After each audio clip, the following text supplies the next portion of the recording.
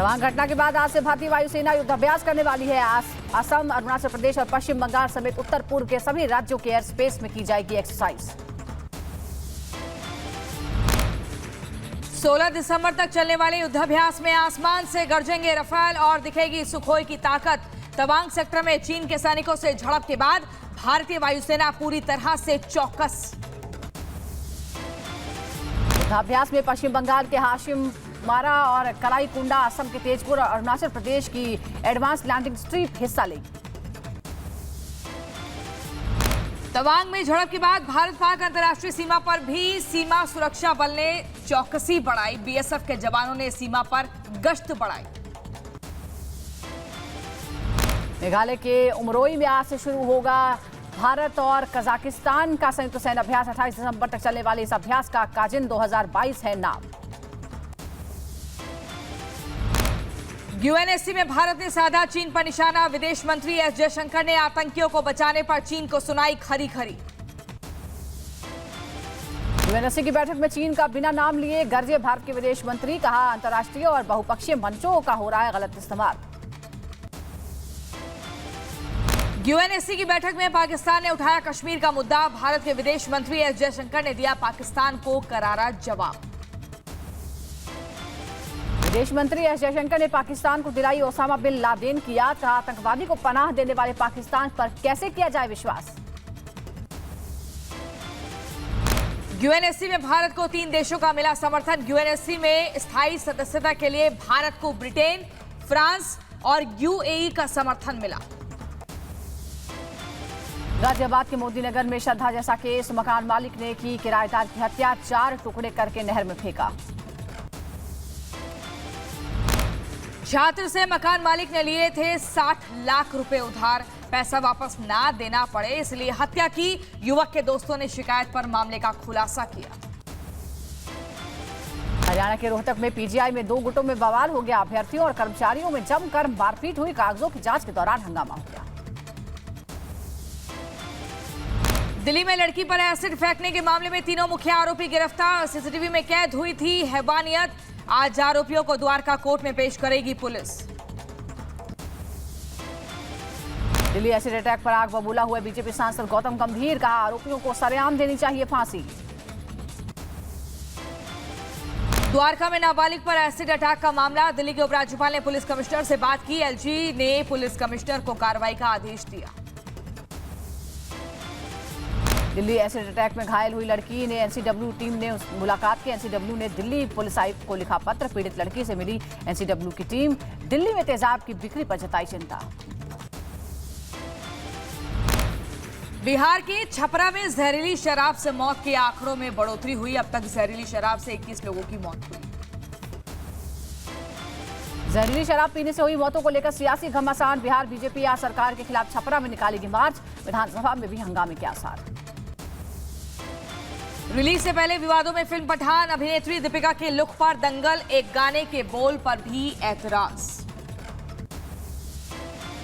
मध्य प्रदेश में शाहरुख खान की फिल्म पठान हो सकती है बैन। गृह मंत्री नरोत्तम मिश्रा ने दिए संकेत। बोले, फिल्म के कई सीन आपत्तिजनक। फिल्म पर पाबंदी को लेकर सरकार करेगी विचार। गाने में प्रयुक्त की गई वेशभूषा प्रथम दृष्टया बेहद आपत्तिजनक है। इसके दृश्यों को ठीक करें, वेशभूषा को ठीक करें, अन्यथा मध्य प्रदेश में इस फिल्म को अनुमति दी जाए या न दी जाए, ये विचारणीय प्रश्न होगा।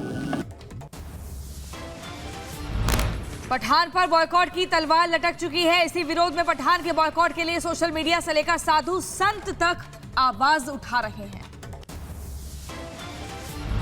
लव जिहाद मामले को लेकर महाराष्ट्र सरकार सख्त। धर्म परिवर्तन को रोकने और प्रेम विवाह में आने वाली अड़चनों को समझने के लिए कमेटी गठित।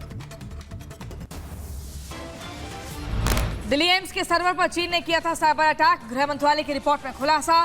3 चाइनीज हैकर ग्रुप का नाम आया सामने। बंगाल के आसनसोल में मची भगदड़। कंबल वितरण के कार्यक्रम में भगदड़ मच गई। 3 लोगों की मौत, 5 जख्मी। दिल्ली पुलिस की स्पेशल सेल की बड़ी कार्रवाई। पुलिस ने 18 करोड़ की ड्रग्स को जब्त किया। 30 किलो हशीश के साथ एक तस्कर गिरफ्तार। छत्तीसगढ़ के बिलासपुर जिला कांग्रेस कमेटी के महामंत्री की गोली मारकर हत्या। बदमाशों ने सरेआम मारी गोली। मामले की जांच जारी।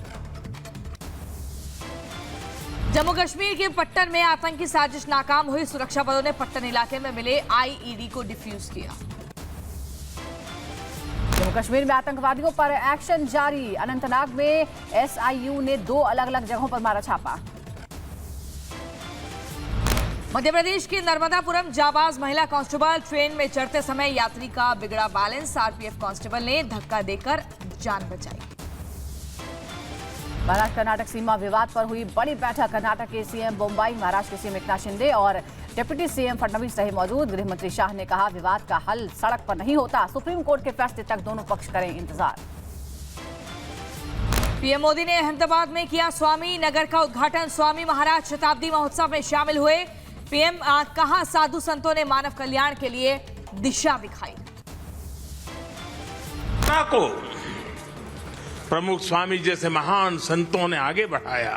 आज शताब्दी समारोह में उसके भी दर्शन हो रहे। स्वामी महाराज शताब्दी महोत्सव में ब्रिटेन के प्रधानमंत्री ऋषि सुनक भी शामिल हुए। वीडियो कॉन्फ्रेंसिंग के जरिए पढ़ा अपना संदेश। लोकसभा में निर्मला सीतारमण और तृणमूल सांसद महुआ मोइत्रा के बीच तीखी बहस हुई। आर्थिक मुद्दे, सवाल जवाब पप्पू तक जा पहुंचे। वित्त मंत्री निर्मला सीतारमण का जोरदार पलटवार। There was this question of where is the Pappu, who's the Pappu, who's the Pappu. Actually, if only honorable member looks back into her own backyard, she'll find Pappu in West Bengal. Bihar विधानसभा के शीतकालीन सत्र के पहले दिन राष्ट्रगान के दौरान सदन में बैठे रहे कांग्रेस विधायक अब्दुल रहमान। विधायक ने पैर में दर्द कर दिया हवाला। दिवंगत सदस्यों के सम्मान देने के लिए जरूर खड़े हुए थे अब्दुल रहमान। बीजेपी ने विधायक पर लगाया जानबूझकर राष्ट्रगान का अपमान करने का आरोप। बीजेपी विधायक नीरज सिंह बाबू ने उठाए सवाल, यदि रहमान पैर में दर्द की वजह से राष्ट्रगान के सम्मान में खड़े नहीं हुए तो बाद में उनका दर्द कैसे गायब हो गया। राष्ट्रगान का विरोध करना, इसका मतलब राष्ट्र का विरोध करना, और जो लोग ऐसा काम करते हैं उन पे राष्ट्रद्रोह का मुकदमा चलना चाहिए। हम ये डिमांड। कुलदीप चहल को हटाने पर सियासत। सीएम मान ने राज्यपाल को लिखा पत्र। आपने केंद्र सरकार पर बोला हमला। ज्ञानवापी को हिंदुओं को सौंपने की मांग की याचिका पर सुनवाई आज। याचिका में शिवलिंग को पूजा पाठ की अनुमति के साथ ही श्रृंगार गौरी मूलवाद के साथ सुनवाई किए जाने का अनुरोध। माफिया मुख्तार अंसारी के केस में आज आएगा फैसला। एमपी एमएलए कोर्ट में सुनवाई पूरी। 1996 में गाजीपुर की सदर कोतवाली में दर्ज किया गया था केस। मुख्तार अंसारी के विधायक बेटे अब्बास अंसारी की अर्जी पर सुप्रीम कोर्ट में आज होगी सुनवाई। पिछली सुनवाई में कोर्ट ने अब्बास अंसारी को अंतरिम जमानत दे दी थी, लेकिन इसके बाद ईडी ने मनी लॉन्ड्रिंग के मामले में अब्बास को गिरफ्तार कर लिया था। अग्निपथ मामले में दिल्ली हाईकोर्ट में आज फिर सुनवाई। बुधवार को सुनवाई के दौरान दिल्ली हाईकोर्ट ने केंद्र सरकार से पूछा था कि उन 75% युवाओं को लेकर सरकार के पास क्या प्लान है जो अग्निवीर के तौर पर 4 साल के बाद बेरोजगार हो जाएंगे। पश्चिम बंगाल के हावड़ा में भीषण आग। आगजनी की घटना से रेल यातायात बाधित हुआ। दमकल की गाड़ियों ने आग पर काबू पाया। यूपी के रायबरेली में कच्चे घर में अचानक आग लग गई। आग लगने के कारणों का खुलासा नहीं। यूपी के सहारनपुर में जर्जर इमारत गिरी। दीवार गिरने का लाइव वीडियो आया सामने। कोई जनहानि नहीं हुई। मध्य प्रदेश के बड़वानी में बेकाबू ट्रैक्टर हादसे का शिकार हो गया। हादसे में 5 लोगों की मौत। गांव में पसरा मातम। मिर्जापुर में ट्रक ने कार को मारी टक्कर। हादसे में 3 लोगों की मौत हुई। 2 लोग गंभीर रूप से घायल हुए। नोएडा के सेक्टर 63 से संचालित फर्जी कॉल सेंटर का पुलिस ने खुलासा किया है। सस्ते लोन देने के नाम पर लोगों से ठगी करते थे। चीन से ऑपरेट कर रहे थे लोकेशन एप्लीकेशन। पुलिस ने आरोपियों के पास से 26 डेस्कटॉप, 10 लैपटॉप, 135 सिम कार्ड बरामद किए। यूपी के मुजफ्फरनगर में हथियारों की फैक्ट्री का भंडाफोड़। पुलिस ने मुखबिर की सूचना पर 3 आरोपियों को गिरफ्तार किया। हथियार जब्त हुए।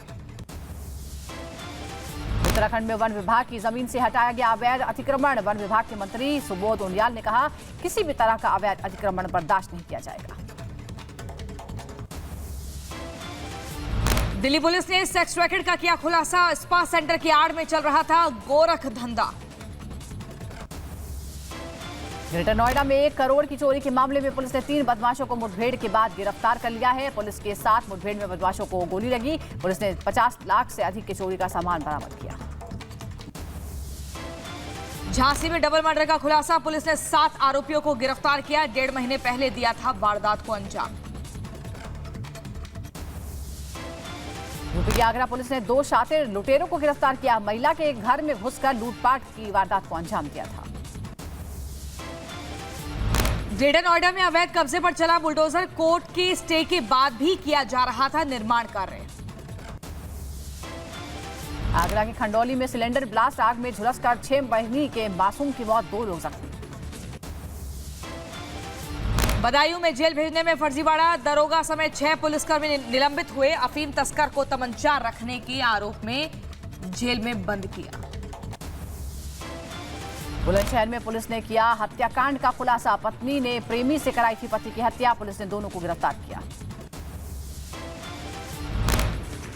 यूपी के बदायूं में चोरी करते रंगे हाथों पकड़ा गया चोर, गांव वालों ने घेराबंदी कर चोर को पकड़कर पुलिस के हवाले किया। बदायूं पुलिस को मिली बड़ी कामयाबी, अलग अलग मामले में 9 अपराधियों को किया गया गिरफ्तार। एसएसपी के निर्देश पर पुलिस ने की कार्रवाई।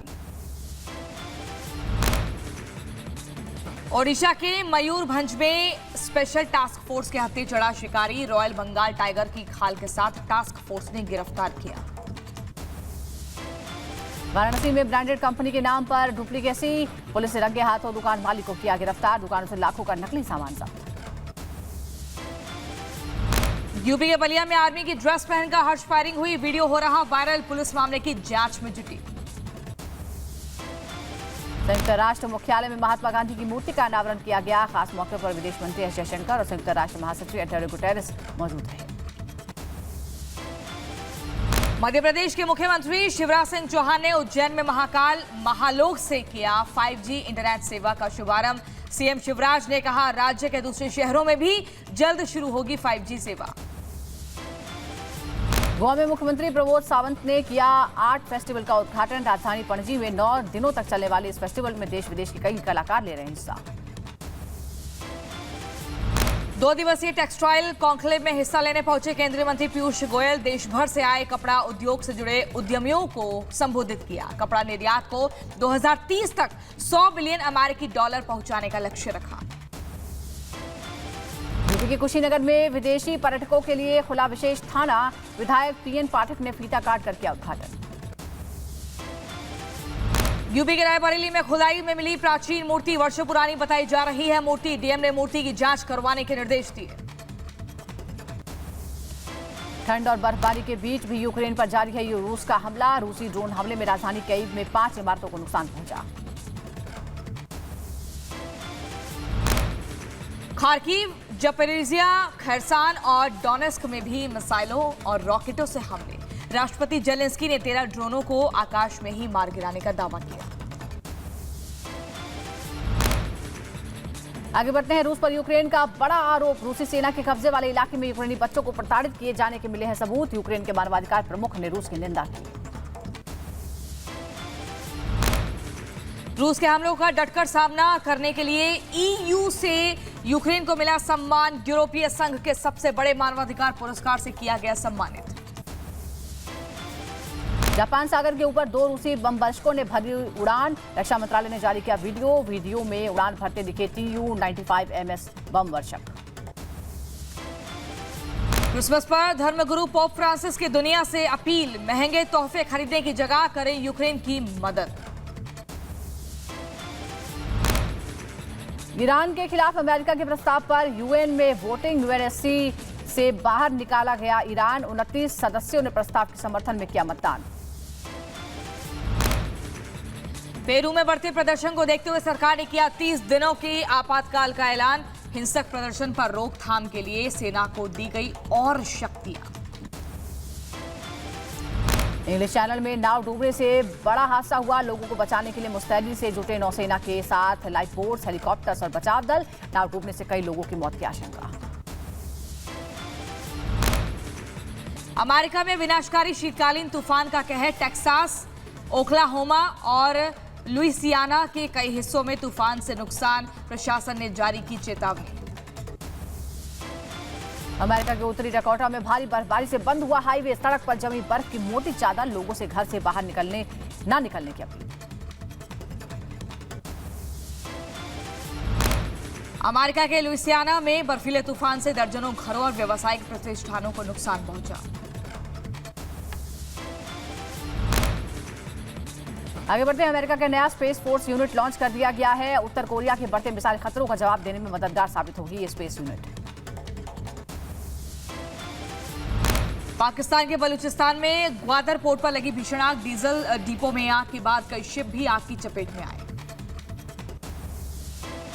कोरोना वायरस पर चीन की सरकार का बड़ा फैसला। अब कोविड-19 के मामले रिपोर्ट नहीं करेगा ड्रैगन। संक्रमण जांच में भी कटौती।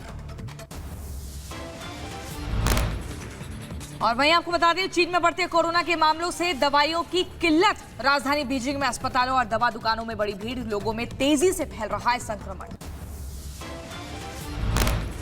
छोटे बच्चों पर कोरोना का सबसे ज्यादा असर हुआ है। बच्चों के अस्पतालों के बाहर दिखी कतारें। कांगो में भीषण बारिश का कहर। बाढ़ और लैंडस्लाइड से 100 लोगों की मौत।